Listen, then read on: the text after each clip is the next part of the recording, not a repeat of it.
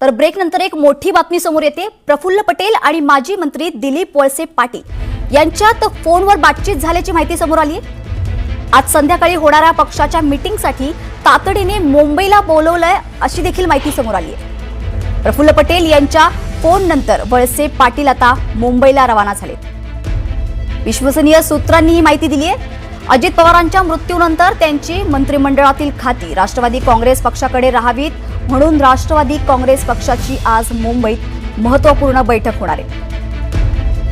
तर आतापर्यंत अनेक खात्यांच्या मंत्रिपदाचा कार्यभार यशस्वीपणे सांभाळणाऱ्या पक्षातील ज्येष्ठ नेते दिलीप वळसे पाटील यांना आजच्या बैठकीचे विशेष निमंत्रण देण्यात आलंय आणि त्यासाठी आता राष्ट्रवादीच्या होणाऱ्या बैठकीत आज जी बैठक होणार आहे त्या बैठकीत पक्षाची पुढील ध्येय धोरणे आणि नेतृत्व ठरवण्याची शक्यता या ठिकाणी वर्तवली जाते।